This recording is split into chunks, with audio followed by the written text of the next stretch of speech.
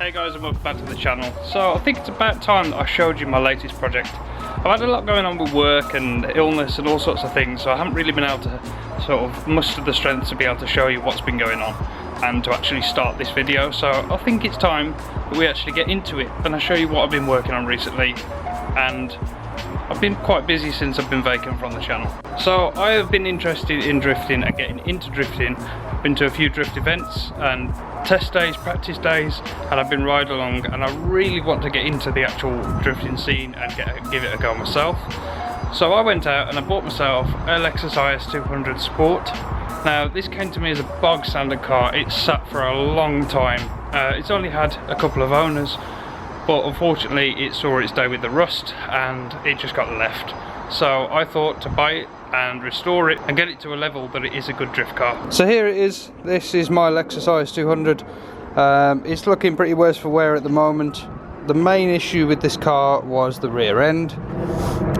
Somebody's done a really bad job repairing the rust on this vehicle and it's worked its way right up the arches. So I'm going to have to be cutting them out, putting new panels in and redoing the arches. It's also worked its way on the passenger side, right up here and to the rear section here as well, and obviously the inner arches and the undersills have also seen the day. One of the things that had gone on this car was the boot floor. It was completely rotten, so I've chopped it out entirely. Now my plan is to put an aluminium sheet in there to reduce the weight of the rear end. This car, I have been stripping it as much as physically possible. Anything that can be cut, pulled or unbolted has been taken out of this vehicle, and there is still more to come.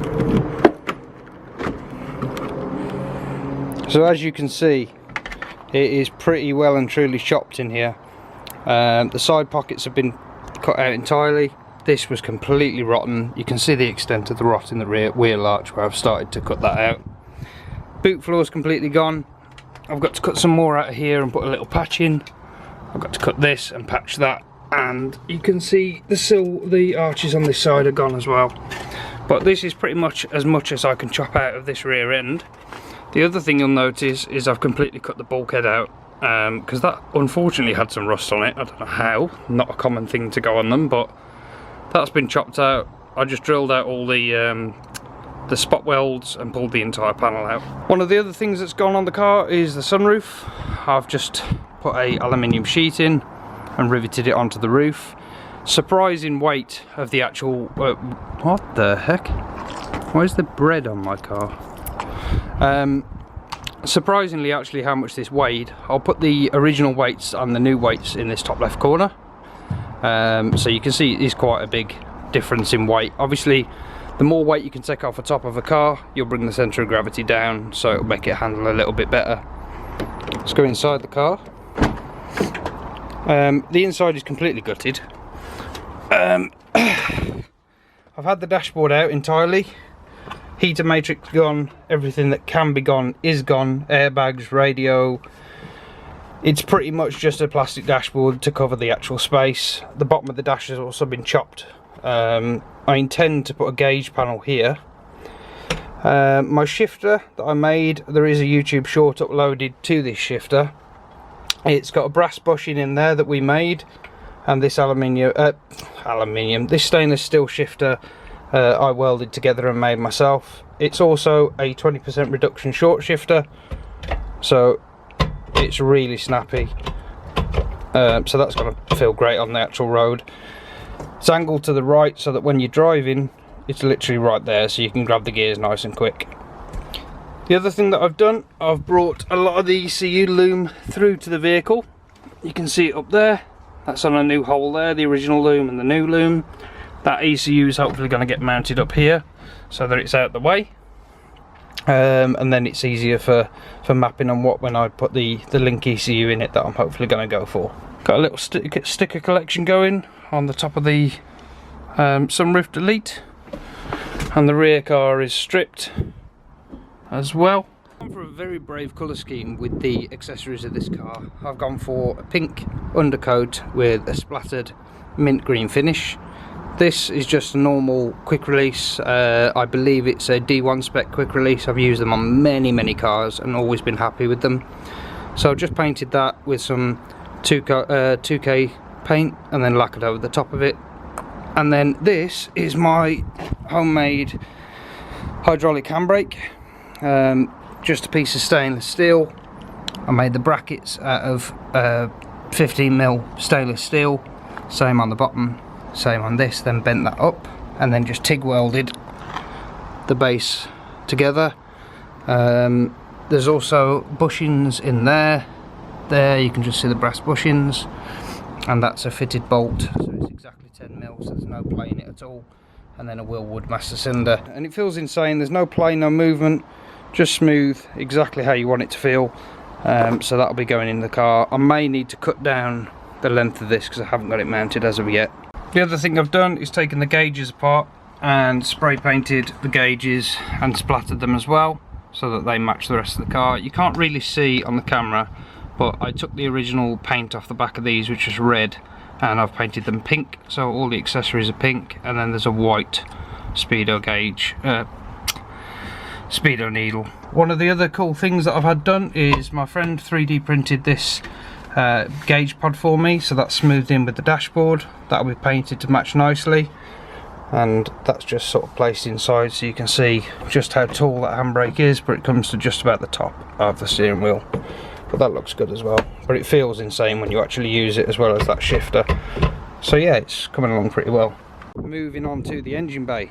This obviously comes with a 2 litre straight 6 1GFE, which is currently not in the vehicle because it's been rebuilt. Engine bay's been painted teal to match the rest of it, and the rocker covers are pink and splattered, which I'll show you in a moment. Now, I haven't left this engine standard. I've gone for a complete overhaul of the engine, which I'll show you some of the parts upstairs that I've actually put together for this vehicle, because I'm going to be in the process very shortly of rebuilding the engine and getting it ready to go back into this car. So moving on to the engine, this is one of the original pistons at the 1GFE. They're very sort of commonly used for sort of up to 200 brake or just over 200 brake. But you can see by the thickness of this rod, it is incredibly weak. So much more over there and you start throwing rods through blocks. So I've decided to replace them entirely and go with a much stronger setup. You can quite easily see the thickness difference between these, and you've got the new head design, which is totally different to the original one, because the original one was a higher compression. So these will drop compression, allow me to run more boost. What I've done to these piston heads, I've sanded them down and sort of polished them up to a mirror finish, and that just should help with hot spots and sort of some pre-ignition. It won't do a massive effect, but it will affect it to some amount. Moving on to the cylinder head, the head's been completely redone, re-cleaned, everything, the valves have been recut. The head is actually in the process of being ported. These ports are much larger than they used to be on the exhaust side, so they're going to be a lot more flow, so I'm going to be able to push more boost in and get the exhaust back out quickly. The crank has been completely reground, all freshly reground for the new bearings to go on. They fit these as well. These pistons weren't a straight fit, to actually have these machined down to fit in between the actual journals and have the crank ground to match the bottom end. Lightweight flywheel, I'm not sure which brand this is, I believe it to be rank 1. I bought it second hand and just refinished it myself. Resourced some new bolts for there as well, so it all fits nicely. As for the clutch, Helix are hooking me up with a clutch. They don't do a clutch that will actually go to the power that I'm hoping to run, because I'm trying to aim for some high numbers. So they're redoing me a brand new clutch, and they're doing it specially for me so that it will hold up to 600 Newton meters of torque, which will be way more than I'll ever need. Same as with the flywheel, any rotating mass that you've got on the engine will affect how fast it can rev and how much it can like spin up quickly. So the more you can drop the weight of this, you will lose some torque, but you'll gain it in RPM response. The original harmonic balancer weighs this much, and that's a decent chunk of weight to actually try to spin up. Plus it's got the aircon pulley on here, which will be not used, which will be unused because obviously we're deleting that to save weight. So we redesigned that and made an aluminium one, which is made out of aircraft grade aluminium and weighs a lot less, as you can see by these figures here. This whole assembly, rotating assembly, will be sent off for balancing, and it'll be precision balanced so that the engine runs smooth. One last thing to mention is my new camshafts. Now the original camshafts I do have the degree information on how long they're open for and the lift that they're open for, and they are quite a reasonable cam, but obviously with a VVT the engine can use that to its most advantage. Now, as you can see by that cam profile, it's a very sharp point, so it's not a very long duration on this camshaft. We've redesigned that camshaft to allow more duration and more lift. I don't think I'll be running VVT because for the uses that I'm going to have, it's not really going to benefit me that greatly. But as you can see, that is a much duller point, meaning that that cam is going to be open for a lot longer. And there's a little bit more lift to this camshaft as well, so we're going to get more airflow through that in the cylinder head, allowing us to get a bigger bang. So that is about it for the Lexus build currently and the stages that I'm at.